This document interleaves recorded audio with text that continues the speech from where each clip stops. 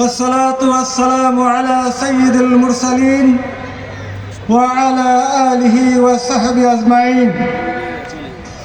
পল্লবী উত্তর থানা আয়োজিত আজকের এই কর্মী সম্মেলনের সম্মানিত সভাপতি, বাংলাদেশ জামায়াতে ইসলামীর পল্লবী উত্তর থানার সম্মানিত আমির, ঢাকা মহানগরীর মজলিসে শুরা সদস্য জনাব মৌলানা সাইফুল কাদের ভাই এবং উপস্থিত বাংলাদেশ জামায়াতে ইসলামীর অন্যান্য থানার নেতৃবৃন্দ এবং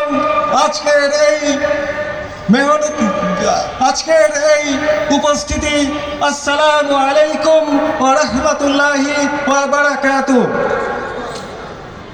সংগ্রামী জনতা, আপনারা জানেন বিগত 16-17টি বছর আমরা কোনো কথা বলতে পারি নাই। আমার প্রশ্ন হলো, কেন কথা বলতে পারি নাই?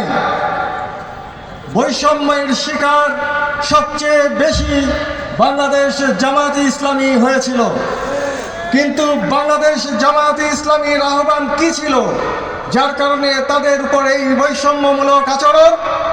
এখনো অনেকেই বলে থাকছেন তারা নাকি স্বাধীনতার শত্রু।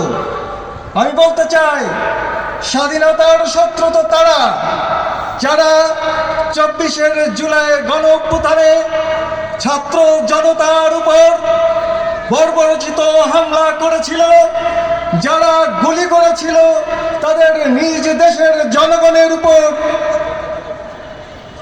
যারা এ দেশকে অন্য দেশের হাতে সঁপে দিয়েছিল, তারাই স্বাধীনতার শত্রু। প্রিয় ভাইয়েরা, জামায়াতে ইসলামী এদেশে একটা সৎ যোগ্য নেতৃত্বের হাতে তুলে দিতে চায়। আমরা বিগত আমলে দুজন মন্ত্রী সেই সাক্ষ্য আমাদের সামনে পেশ করেছেন। কাজেই আগামীতে আমরা যাতে এরকম সৎ যোগ্য মানুষের হাতে দেশের নেতৃত্ব দিতে পারি, সে ব্যাপারে আমরা সবাই ঐক্যবদ্ধভাবে আন্দোলন করব ইনশাআল্লাহ। আসসালামু আলাইকুম ওয়া রাহমাতুল্লাহ।